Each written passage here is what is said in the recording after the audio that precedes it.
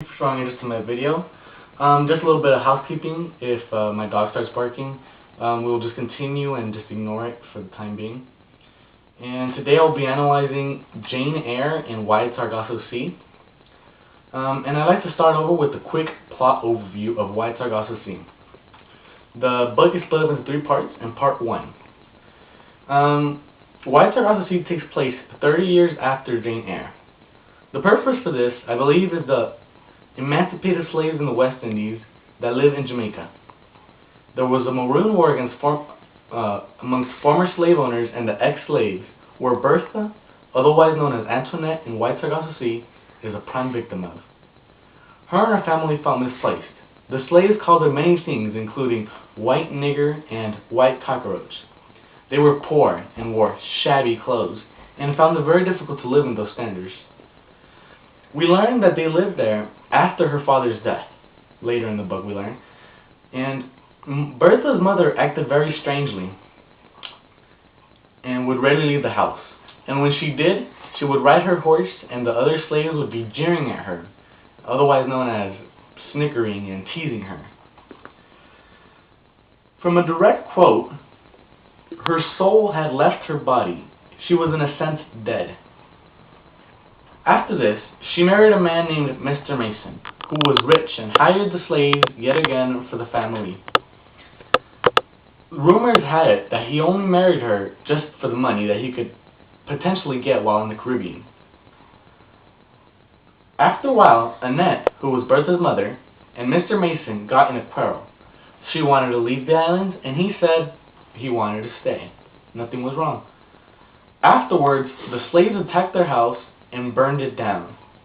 Annette had truly gone mad after this, because her son, Pierre, who was mentally disabled, had died in that fire.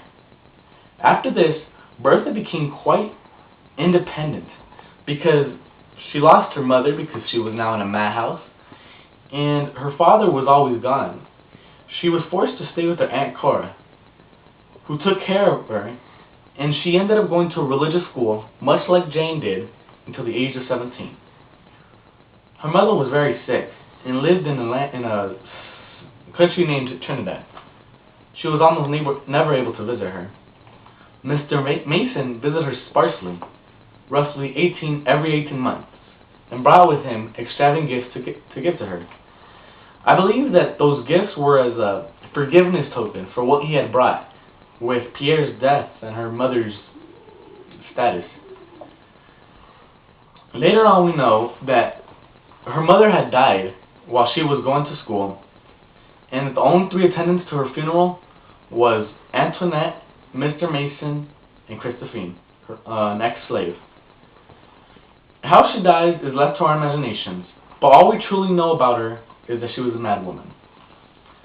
Part 2 of the book introduces a nameless narrator, who was very difficult for me to identify, because I still believed Antoinette was the narrator, but it was actually Mr. Rochester. And I know this because of the character. The marriage was practically doomed from the start. He married for 30,000 British pounds, not for love. Quite frankly, there is too many differences between them, that he begins to solely have lust for her just because of her beauty. We must remember, this is a young and naive Mr. Rochester. Even the slaves of the house in Jamaica are suspicious of his falsehood and deception. He then receives a letter which tells him of Bertha's past, and he gets in a sense scared, and he too stated and called her white cockroach. Along this section, more and more of a distance was created between her, Bertha, and Mr. Rochester, to the point of hate. Bertha tries to get his love back with a potion. She becomes quite desperate to make the marriage work. Christophine advised her to just leave him and take the money. But after learning that the money was going to be split halfway, she decided, and all the virtues and values that she learned at church school, she didn't even want to consider just leaving him. She wanted to make the marriage work.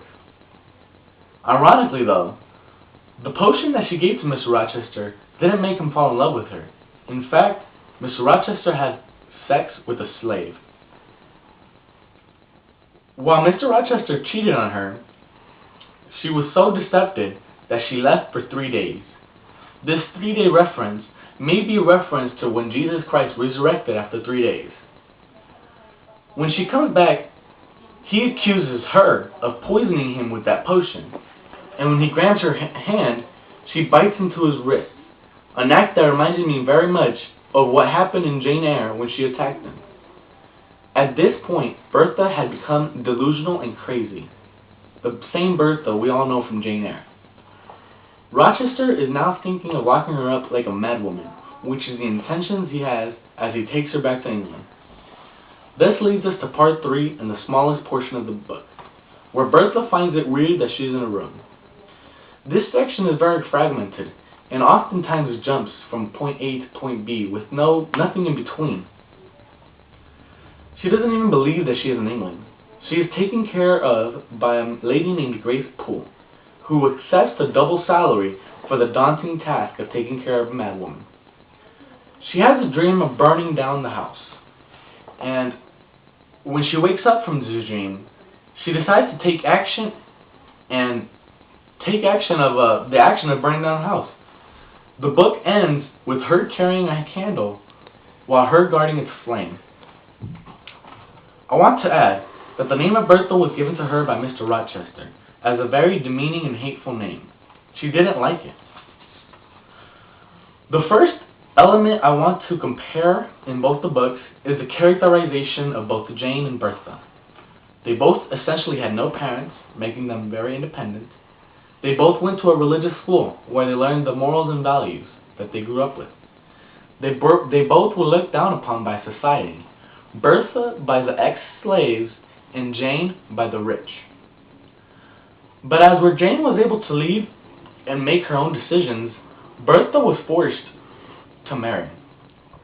This marriage is what tore her apart, where Rochester only married for money, cheated on her, and hated whatever it was that she liked. There is a newfound sympathy that was hard for me to grasp, especially after reading Jane Eyre, where most readers felt that Bertha blockaded Rochester and Jane's happiness. We now know the true story of Bertha. Her transition came from what had fallen upon her against her will in Mr. Rochester, especially how he cheated on her, and I quote, "And no good to start your lives with me. I know what you do with that girl as well as you do know. Better, don't think I'm frightened of you either." I believe that how forced upon her will she was is also highlighted by this, by the decision to change her name, and I quote, this coming from Mr. Rochester, "Don't laugh like that, Bertha. It's a name I'm particularly fond of, and I think of you as a Bertha." End quote. We must ask ourselves, what is in a name?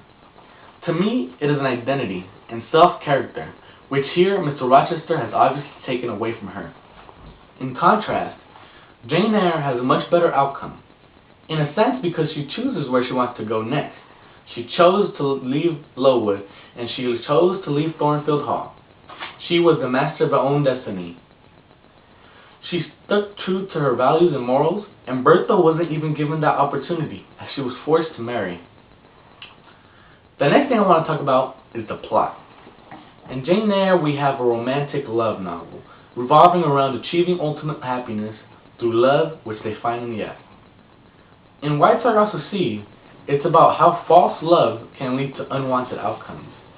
Like Rochester said from the very beginning, and I quote, "It was all over now." For him to say that at the beginning of the marriage shows just how doomed they were from the start. And that summarizes just how harsh false love can be.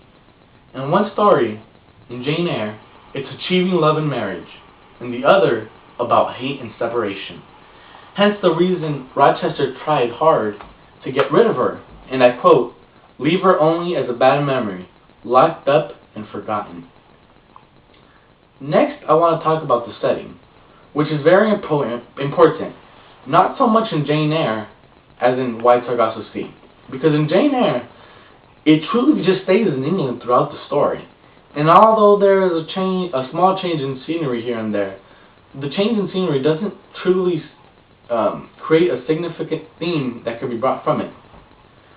But in White Sargasso Sea, we had two major conflicts. Bertha loved the island she stayed in, and in a sense, it became a part of her, while Rochester despised it. From Rochester's point of view, and I quote, "I hated the mountain and the hills, the rivers and the rain. I hated the sunsets of whatever color. I hated its beauty and its magic and loveliness." End of quote. Most of the descriptions he hated are exactly what Bertha loved. This shows the contrast between the two.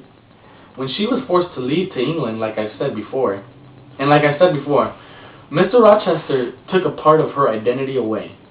She was at a loss, which is why it took her a while to even accept that she was in England. Lastly, I want to talk about the theme. This is where it may be my own little tangent, because I honestly haven't talked to anyone about this novel, but here it goes. In Jane Eyre, the theme was about following morals and how positive energy will come from it. But White Sargasso Sea is about deception, hate, and force upon one's will ultimately takes away that person's identity. That's the main part of both novels, identity. Jane gets to keep true to it, while Bertha has hers taken away. It is this loss of identity that ultimately led her to her bizarre state of affairs. That concludes my interpretation of the novel. I would like to add that I believe Jean Rhys was intrigued by Bertha's character in Jane Eyre, and she wanted to shed some light upon it. She didn't want her to remain a distant, vague, unemotional, and heartless character. And through this text, we didn't only see life through her eyes, but sympathize with her. And we saw just how wrong she was and why she ended up the way she did. Not only did we sympathize with her, but we felt decepted by Mr. Rochester. Thank you so much for showing interest in this video, and I hope you enjoyed it.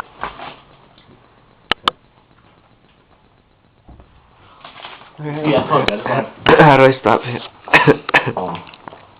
Just hit it. Click it? Yeah. What if it